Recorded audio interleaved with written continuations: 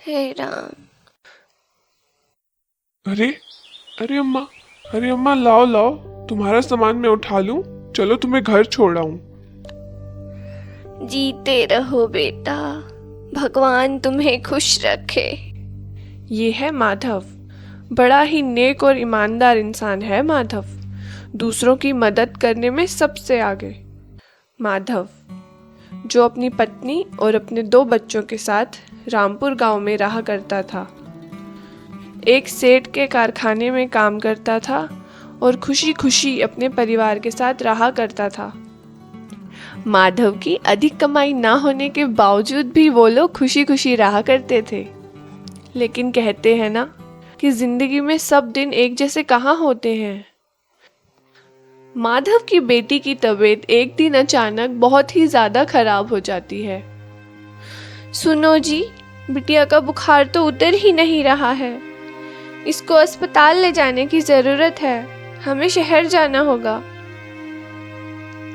माधव बेचारा पैसों की कमी के कारण चिंता में पड़ जाता है। ठीक है, मैं अभी पैसों का इंतजाम करके आता हूँ। तुम तैयारी करो। माधव सीधा कारखाने के मालिक के पास जाता है। मालिक, मुझे कुछ रुपए दे दीजिए। मेरी बेटी को शहर के अस्पताल ले जाना होगा मालिक। कारखाने का मालिक, जो कि एक बहुत ही मक्कार इंसान होता है, वो कहता है, ले 100 रुपए, अब चल निकल यहाँ से। मालिक, आप कैसी बात कर रहे हैं? इतने कम पैसों से मेरी बेटी का इलाज कैसे होगा मालिक? मैं इतने सालों से आपके यहाँ पर काम कर रहा हूँ। मुझ पर कुछ तो दया करो मालिक। आया बड़ा ईमानदारी से काम करने वाला, मुझसे बहस करता है। दफा हो जा मेरे सामने से। और हाँ, कल से काम पर आने की जरूरत नहीं है। मैं तुम्हें आज ही काम से निकालता हूँ। अब मैं कैसे बिटिया का इलाज करा पाऊंगा? मेरी बिटिया। रोते रोते माधव रास्ते में ही बैठ जाता है। रोते हुए माधव की आवाज सुनकर वहां से एक पेड़ की आवाज आती है। क्यों रो रहे हो? क्या हो गया तुम्हें? अरे यह कौन बोल रहा है? किसकी आवाज आ रही है? माधव इधर उधर देखता है। अरे मैं हूं। माधव यह सब देखकर बहुत हैरान होता है। तुम बोल सकते हो? हाँ, मैं एक चमत्कारी पेड़ हूँ, लेकिन कोई बहुत ही ईमानदार इंसान ही मुझे देख और सुन सकता है। और पेड़ चमकने लगता है। माधव यह सब देखकर डर जाता है। डरो मत माधव, मैं तुम्हारी मदद कर सकता हूँ। बताओ तुम्हें क्या चाहिए? बोलो तो तुम्हें धन दे दूं, जिससे तुम अपनी बेटी का इलाज भी करा पाओगे और जिंदगी भर ठाठ से भी रह सकते हो। मैं मजबूर जरूर हूँ, लेकिन लालची नहीं। क्या तुम मुझे मेरी बिटिया के इलाज के लिए दवा दे सकते हो? मैं धन तो मेहनत करके कमा लूंगा और कैसे भी अपने परिवार को पाल लूंगा। ठीक है। यह लो माधव, ये जादुई पत्ते हैं। इनको अपनी बेटी के शरीर पर लगा देना या फिर उसे पीस कर पिला देना। रात तक वो पूरी तरह स्वस्थ हो जाएगी। माधव खुशी से रोने लगता है। तुम्हारा बहुत बहुत धन्यवाद। माधव घर आकर पत्ते अपनी बिटिया को लगाता है और शाम होते होते ही बिटिया बिल्कुल स्वस्थ हो जाती है। माधव खुशी से झूम उठता है। वो भागकर पेड़ के पास जाता है और रोने लग जाता है। धन्यवाद पेड़, बहुत बहुत धन्यवाद। पेड़ कहता है, आज तक जिसकी भी मैंने मदद की है, वो मुझसे धन ही लेकर गया है और कभी धन्यवाद भी नहीं कहा। तुम्हारे स्वभाव से मैं बहुत प्रसन्न हूँ माधव। और यह लो मेरी जादुई लकड़ी, इसको घर ले जाकर रख देना। जब भी तुम इससे कुछ भी मांगोगे, वो तुम्हें अवश्य ही मिलेगा। माधव घर जाकर जादुई लकड़ी से रुपए लेकर एक कारखाना खोलता है और अपने गांव के गरीब व्यक्तियों को रोजगार देता है तथा उनकी हर संभव मदद भी करता है। और माधव अभी भी सादा जीवन जीते हुए अपने परिवार के साथ सुख से रहने लगता है। एक शहर में दो पक्की सहेलियां रहा करती थी। एक का नाम था शालिनी तो दूसरी का नाम था रागिनी। जहाँ शालिनी बहुत अमीर थी तो वहीं रागिनी बहुत ही गरीब। रागिनी की माँ शालिनी के घर में काम किया करती थी। जहाँ शालिनी स्वभाव से काफी घमंडी थी तो वहीं रागिनी बहुत ही सरल स्वभाव वाली लड़की थी। शालिनी जहाँ रोज नए नए सुंदर कपड़े पहनकर कॉलेज जाती थी तो वहीं रागिनी के पास बस कुछ ही कपड़े थे। जब शालिनी रागिनी के साथ कॉलेज जा रही होती है तो उनको देखकर कुछ लड़कियां कहती हैं, देखो देखो शालिनी अपनी नौकरानी के साथ जा रही है। रागिनी यह सब सुनकर बहुत दुखी हो जाती है। शालिनी, तुम इनको कभी कुछ कहती क्यों नहीं हो कि मैं तुम्हारी नौकरानी नहीं हूँ, तुम्हारी बचपन की सहेली हूँ। अरे यार रागिनी, तू भी क्या इन लोगों की बातों को लेकर बैठ गई? चल हम क्लास में चलते हैं। रागिनी कॉलेज के बाद घर जाकर घर का सारा काम भी किया करती थी और अपनी माँ के आने से पहले खाना भी बना दिया करती थी। और रागिनी पढ़ाई में भी बहुत तेज थी। अरे शालिनी, तू ये रागिनी जैसी गरीब और बदसूरत लड़की को अपने साथ चिपका कर क्यों रखती है? अरे तुझे तो अपने स्टैंडर्ड के हिसाब से फ्रेंड्स बनाने चाहिए, ना कि रागिनी जैसे गरीब और फटीचर। रागिनी है सब सुन रही होती है और वहां से चली जाती है। शालिनी रागिनी को जाते हुए देख लेती है और सोचती है, अरे कहीं इसने सब कुछ सुन तो नहीं लिया। हेलो रागिनी, कहाँ थी तुम? मैं तो उन लोगों के साथ बोर ही हो गई थी। मैंने सब सुन लिया है शालिनी कि तुम मेरे बारे में क्या सोचती हो। अरे नहीं नहीं रागिनी, ऐसी कोई बात नहीं है। वो तो मेरे पापा के कलीग की बेटी थी तो मैं कुछ कह नहीं पाई। लेकिन तुम्हें तो पता है ना कि तुम ही मेरी बेस्ट फ्रेंड हो। कुछ दिनों बाद शालिनी का बर्थडे होता है और उसकी बर्थडे पार्टी चल रही होती है। शालिनी अपने साथ रागिनी को भी लेकर जाती है। सब लड़कियां पार्टी में डांस कर रही होती हैं। मुझे शालिनी के साथ यहाँ नहीं आना चाहिए था। माँ के आने का समय भी होने वाला है और मैंने अभी तक खाना भी नहीं बनाया माँ के लिए। अरे रागिनी, जरा वहाँ से मेरे लिए ड्रिंक तो ले आना। ठीक है शालिनी, अभी ले आती हूँ। शालिनी अपने दोस्तों से कहती है, देखा तुमने फ्रेंड्स, मैंने कैसे इसको अपनी नौकरानी बनाकर रखा हुआ है।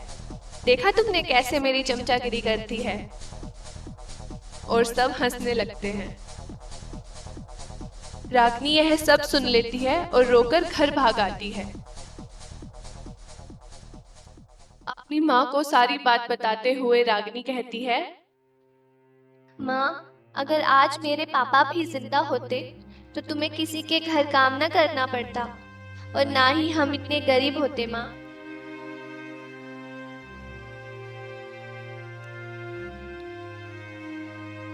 रागिनी रोते रोते कहती है, मैं कितनी बदनसीब हूँ कि कोई भी मेरा और मेरी गरीबी का मजाक उड़ाकर चला जाता है।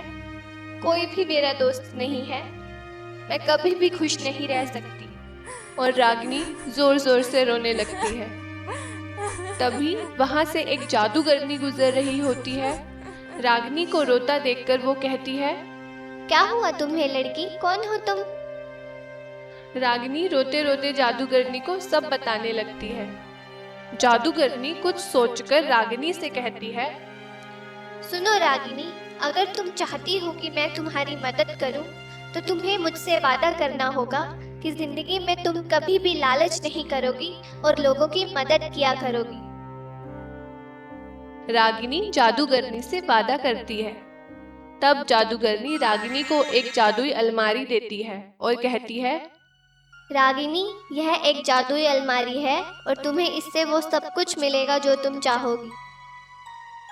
रागिनी घर जाकर अलमारी से अपने लिए सुंदर कपड़े मांगती है। तभी रागिनी के आगे अचानक सुंदर सुंदर कपड़े आ जाते हैं।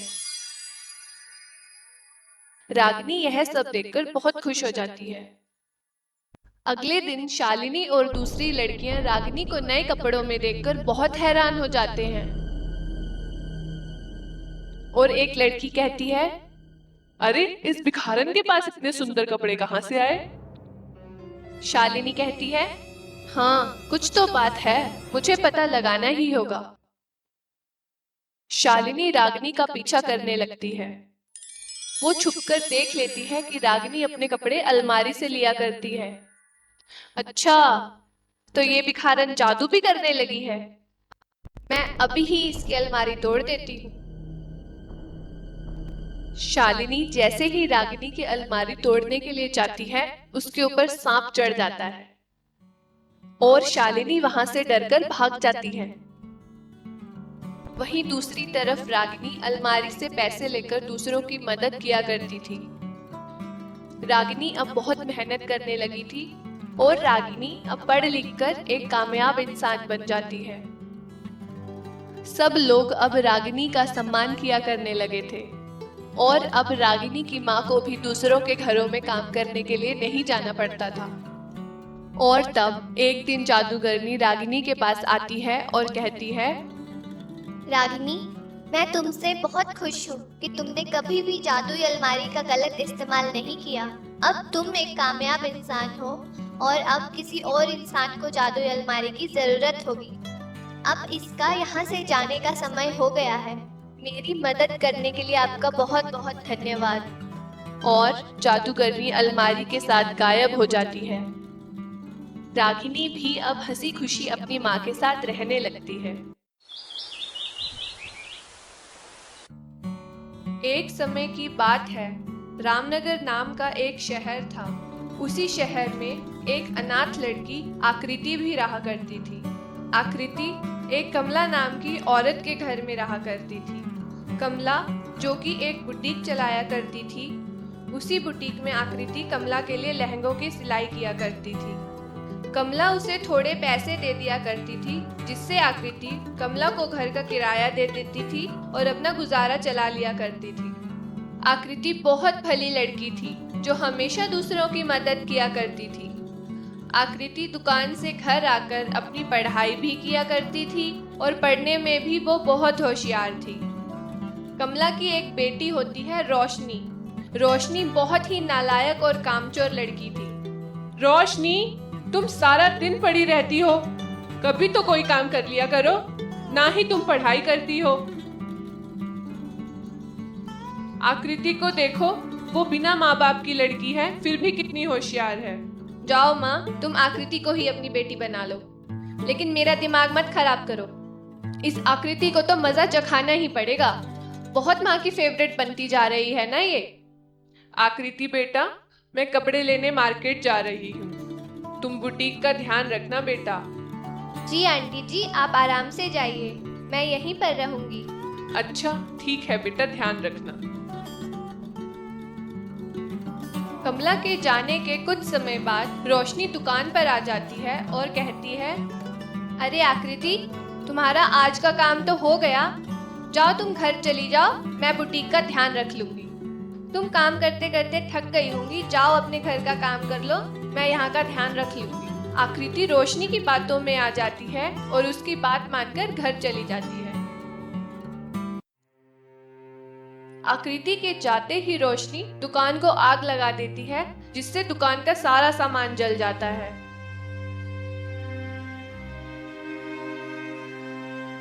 अरे ओ करमजली, कहाँ मर गई? मेरी दुकान को खा गई। मनहूस, तूने मुझे बर्बाद कर दिया। क्या हो गया आंटी जी, आप ऐसे क्यों चिल्ला रही हो? अरे ओ बदतमीज लड़की, तूने हमारी दुकान जलाकर रख दी, सब कुछ बर्बाद करके अब पूछ रही है आंटी क्यों चिल्ला रही हो? तुझे तो आज मैं पुलिस के हवाले कर दूंगी। नहीं नहीं आंटी जी, कैसी बातें कर रही हो? मैंने तो ऐसा कुछ नहीं किया, वो तो रोशनी दीदी ने ही मुझे।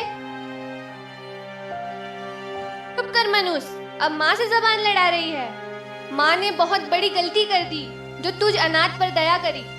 निकल जा हमारे घर से, नहीं तो माँ अभी पुलिस को बुला देगी। आंटी जी मैं कहाँ जाऊंगी, मुझ पर दया करो प्लीज। मैंने कुछ नहीं किया आंटी जी। तू जाती है कि नहीं? चलो माँ, चलो यहाँ से। चलो मैं इंश्योरेंस कंपनी से बात कर आती हूँ। चलो माँ। आकृति अकेले ही रात को रोते रोते जा रही थी। अब मैं कहाँ जाऊं, मैं क्या करूं? मेरा कोई भी नहीं है इस दुनिया में जहां मैं जा पाऊं। वहां पर चंद्रिका नाम की एक बहुत ही बुरी जादूगरनी घूम रही थी। वो आकृति को रोता हुआ देखती है। वाह, यह लड़की तो कोई बेचारी मजबूर लड़की लग रही है। इससे तो मैं अपना भोजन बनाऊंगी। और चंद्रिका औरत का रूप बनाकर आकृति के पास आती है और कहती है, क्या हुआ बेटा, तुम रात को रोते रोते अकेले कहाँ जा रही हो? आकृति उसे सारी बात बता देती है। अरे कोई बात नहीं बेटा, चलो आज रात तुम मेरे घर पर रुक जाओ।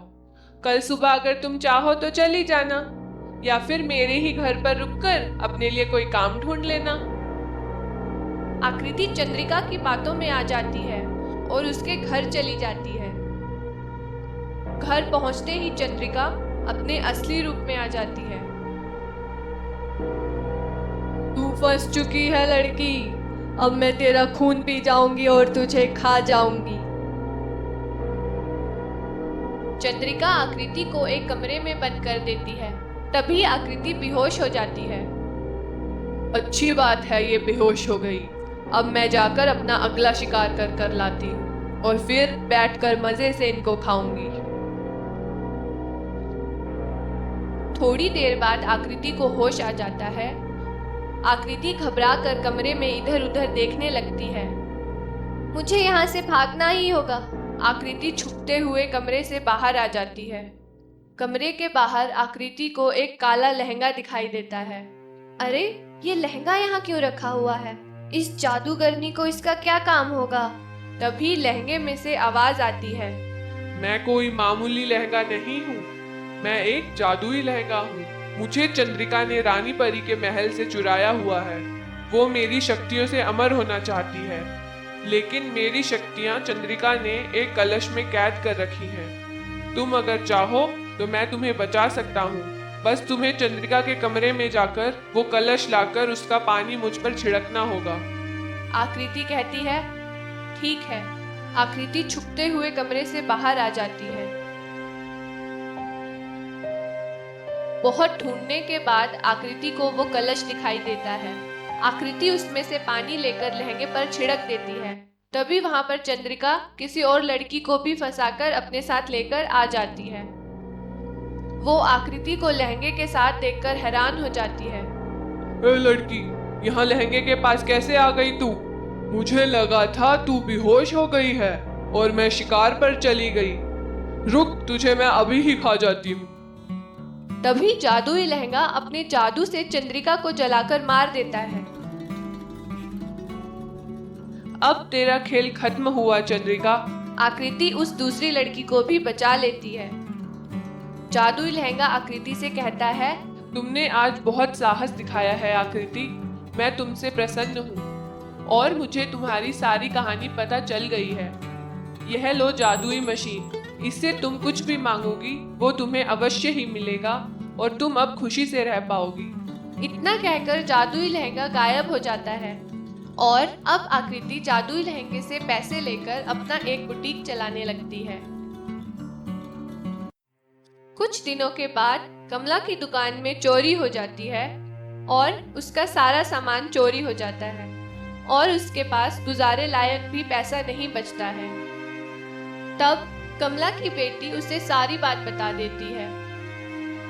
मम्मी, मुझे माफ कर दो। तुझे अगर माफी मांगनी है तो आकृति से जाकर माफी मांगो, मुझसे नहीं। और दोनों माँ बेटी आकृति के पास जाती हैं। मुझे माफ कर दो आकृति, मुझसे बहुत बड़ी भूल हो गई। मुझे भी माफ कर दो बेटा कि मैंने तुझे पराया समझकर तुझ पर विश्वास ही नहीं किया। कोई बात नहीं आंटी जी, मैंने आप दोनों को माफ कर दिया है। आकृति उन्हें कुछ पैसे भी दे देती है, जिससे कमला अपना बुटीक दोबारा शुरू कर सके और आकृति अपना जीवन इसी तरह हंसी खुशी बिताने लगी। अरे सुनील, चलो खेत में, टाइम बहुत हो गया है, जल्दी चलो भाई। आ रहा हूँ। अरे कितनी तेज धूप है यार, कैसे काम करेंगे। अरे किसान होकर धूप से डर रहा है, चल अब जल्दी चल। रघु और सुनील दोनों किसान थे। रघु बहुत मेहनती था तो सुनील आलसी। वो हमेशा काम से बचने की कोशिश में रहता था। बहुत मेहनत करके आया हूँ आज खेत से, भगवान ने चाहा तो इस बार अच्छी फसल होगी और हमारी गरीबी भी मिट जाएगी। आप चिंता मत करो जी, भगवान जरूर आपकी मदद करेंगे। आप तो कभी किसी का बुरा नहीं करते हो जी, सब ठीक हो जाएगा। अरे सुनील चल भाई, तू कितना समय लगा रहा है। जी भाई साहब, ये तो अभी भी सो रहे हैं। क्या अभी तक सो रहा है? उससे बोलो समय से खेत पर जाए, मैं जा रहा हूँ। उठिए जी, खेत पर जाने का समय हो गया है। अरे भगवान, आज मेरी तबीयत ठीक मालूम नहीं हो रही है, मैं नहीं जा पाऊंगा आज खेत में। ठीक है जी, आप आराम करो।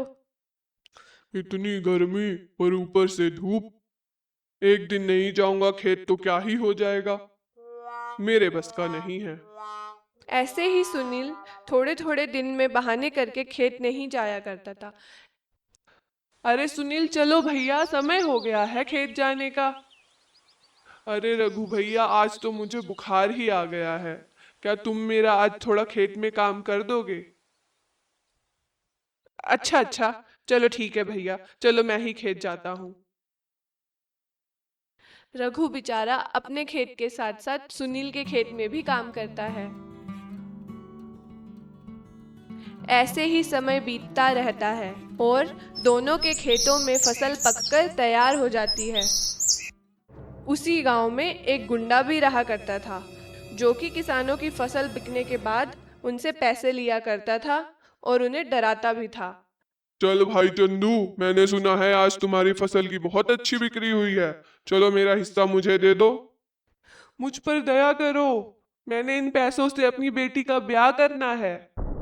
चंदू, इसका अंजाम जानते हो ना? अच्छा, यह लो भैया तुम्हारा हिस्सा, मैं इससे ज्यादा नहीं दे पाऊंगा। अच्छा अच्छा, चल जा अब यहाँ से। मालिक, रघु और सुनील की फसल भी पककर तैयार खड़ी है।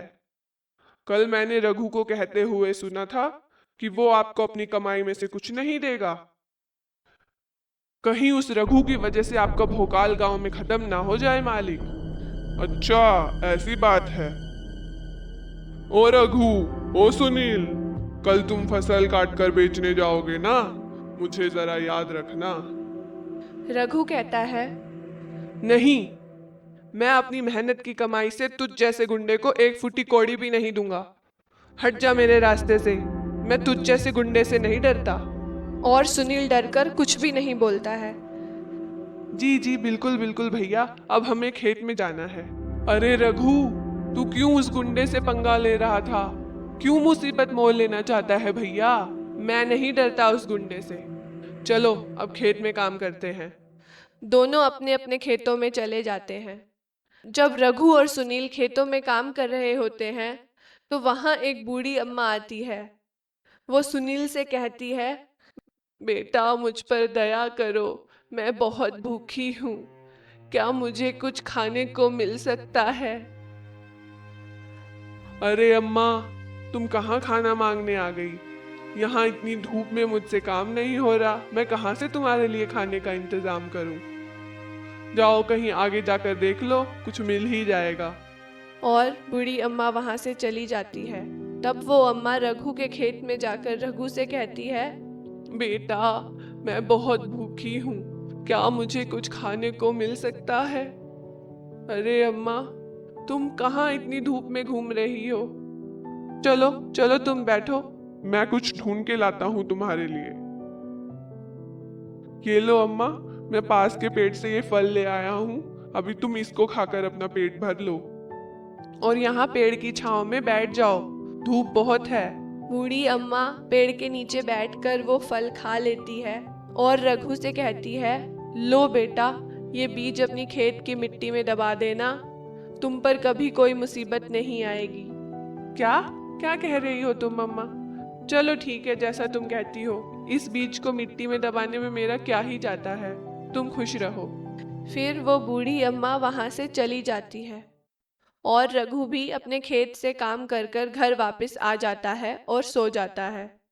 और जैसे ही देर रात होती है, कालिया रघु की फसल को जलाकर चला जाता है। सुबह जब रघु अपने खेत में पहुंचता है तो जली फसल को देखकर हैरान हो जाता है। अरे मेरी फसल, मैं तो बर्बाद हो गया।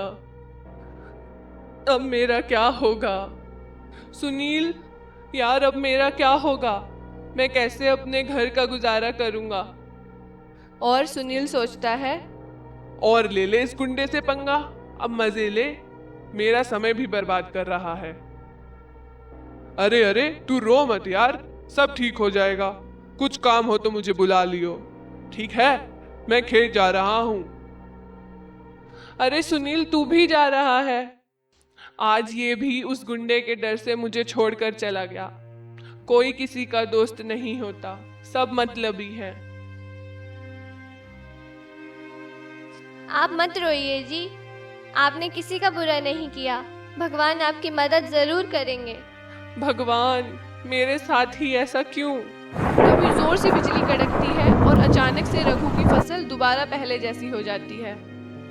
अरे अरे ये क्या हुआ? अरे देखा तुमने, ये कैसे हो सकता है? देखा जी, मैं ना कहती थी कि आप सबकी मदद करते हो तो आपके साथ कुछ भी बुरा नहीं होगा। और रघु तब फसल काटकर रख देता है। रात को जब कालिया गुंडा फिर से रघु के खेत में आता है, अरे मैंने तो इसकी फसल जला दी थी, ये नई फसल कहाँ से ले आया? वो फिर से रघु की फसल को जलाने लगता है। कालिया वहां से डरकर भाग जाता है और उस दिन के बाद कभी किसी को परेशान नहीं करता। और फिर रघु अपनी फसल को बाजार ले जाकर अच्छे दामों पर बेच कर आता है। जब रघु अपनी फसल बेचकर खेत में वापस आता है तो वो अपनी बची हुई फसल को देखकर सोचता है कि अरे यह फसल तो बहुत ही ज्यादा लग रही है, जरूर यह उस बूढ़ी अम्मा की वजह से ही हुआ है। रघु की अब खूब कमाई होने लगती है। रघु को अपनी मेहनत और नेकदिली का फल मिल चुका था। वहीं सुनील को अपने आलस के कारण इसका नुकसान भी भुगतना पड़ा था। वो अपनी फसल काटकर कई दिनों तक बेचने ही नहीं गया, जिससे उसकी फसल खराब होकर खेतों में ही सड़ गई। लेकिन अब पछताकर क्या हो सकता था। अगर आपको ये स्टोरी अच्छी लगी है तो प्लीज इस चैनल को सब्सक्राइब करें और इस वीडियो को शेयर करें। एक समय की बात है, परी लोक में सारी परियां हंसी खुशी से रहा करती थी। सुहाना परी भी अपनी माँ के साथ परी लोक में रहती थी। वो भी परियों के स्कूल में ही पढ़ा करती थी। सुहाना परी बहुत होशियार परी थी। सुहाना परी को अपनी क्लास में हमेशा तारीफ ही मिलती थी।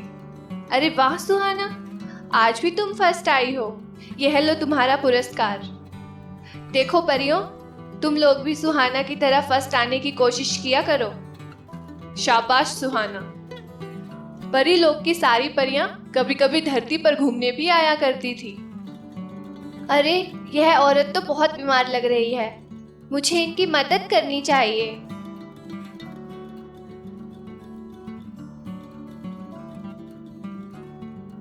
सुहाना को दूसरों की मदद करना बहुत भाता था। उनमें से एक थी काली परी, जो सुहाना से बहुत जला करती थी। ये हमेशा दूसरों की मदद करने का नाटक करती है और सबकी फेवरेट बन जाती है। इसको तो मैं कभी अच्छा सबक सिखाऊंगी। सुनो सभी परियों, कल से तुम सबकी एक प्रतियोगिता शुरू हो रही है। उसको परियों के स्कूल की सबसे सर्वश्रेष्ठ परी चुना जाएगा और उस परी को रानी परी के द्वारा सम्मानित किया जाएगा। सुहाना और बाकी सारी परियां यह सब सुनकर बहुत खुश हो जाती हैं। काली परी कहती है, यह प्रतियोगिता तो मैं ही जीतूंगी, कोई मुझे हरा नहीं पाएगा। अगले दिन प्रतियोगिता का पहला दिन था। सारी परियों को एक रेस में भाग लेना था। सोना परी कहती है, अरे वाह, यह रेस तो मैं आसानी से जीत जाऊंगी। रेस शुरू होती है और काली परी रास्ते में जादू करके सोना परी को गिरा देती है और इससे सोना परी रेस पूरी भी नहीं कर पाती है। सोना परी बहुत जोर जोर से रोती है। सुहाना परी यह सब देखकर बहुत दुखी होती है और वो काली परी से कहती है, तुम्हें ऐसा नहीं करना चाहिए था, तुम्हें अपनी मेहनत से ये रेस जीतनी चाहिए। तुम चुप रहो सुहाना और जाओ यहाँ से, नहीं तो मैं तुम्हें भी गिरा दूंगी। और सभी परियां प्रतियोगिता के अगले चरण में पहुंच जाती हैं। काली परी कहती है, इस सुहाना को तो मैं देख लूंगी, इसे भी मैं अपने काले जादू से कल हरा ही दूंगी। प्रतियोगिता के अगले दिन डांस की प्रतियोगिता थी और प्रतियोगिता से पहले दिन काली परी जाकर सबके जादुई गाउन खराब कर देती है, जिसके बाद अगले दिन प्रतियोगिता में बहुत सारी परियां भाग ही नहीं लेती हैं। लेकिन सुहाना परी अपने पुराने कपड़े पहनकर ही प्रतियोगिता में भाग लेती है और बहुत ही अच्छा डांस करके दिखाती है। सारी परियां सुहाना का डांस देखकर बहुत खुश होती हैं। काली परी और सुहाना परी दोनों प्रतियोगिता के अंतिम चरण में पहुंच जाती हैं और प्रतियोगिता के तीसरे और अंतिम चरण में दोनों परियों को धरती पर जाकर रानी परी की छड़ी को लेकर आना था। दोनों परियां धरती पर जाने लगती हैं तो काली परी सोचती है, मैं आज सुहाना को हरा कर ही रहूंगी और रानी परी की छड़ी को सुहाना से पहले ही ढूंढ निकालूंगी। दोनों परियां गांव में छड़ी ढूंढ रही होती हैं कि तभी सुहाना परी को झरने के पास रानी परी की छड़ी दिखाई देती है। लेकिन तभी वहां पर काली परी भी आ जाती है और वो छड़ी को पहले उठाने के लिए भागती है। लेकिन जैसे ही दोनों परियां झरने के पास पहुंचती हैं तो उन्हें वहां पर एक डूबती हुई लड़की दिखाई देती है। बचाओ, बचाओ मुझे तैरना नहीं आता है। मैं पानी भरने आई थी और यहाँ फंस गई हूँ। मेरी मदद करो और मुझे बचा लो। काली परी लड़की पर ध्यान न देते हुए छड़ी को उठा लेती है और बहुत खुश हो जाती है, जबकि सुहाना परी अपने जादू से उस लड़की को बचा लेती है। जैसे ही वो लड़की झरने से बाहर आती है तो वो लड़की रानी परी में बदल जाती है। काली परी यह सब देखकर हैरान हो जाती है और काली परी के हाथ में जो छड़ी होती है वो राख में बदल जाती है। रानी परी कहती हैं, सर्वश्रेष्ठ परी वही है जो सिर्फ अपने बारे में ना सोचे बल्कि दूसरों की भी मदद करे। मैं सुहाना को परीलोक की सर्वश्रेष्ठ परी घोषित करती हूँ। और अब काली परी के पास पछतावे के अलावा कुछ भी नहीं बचता है। तो फ्रेंड्स, अगर आपको ये स्टोरी अच्छी लगी है तो इस चैनल को ज़रूर सब्सक्राइब करें और इस वीडियो को भी शेयर करें।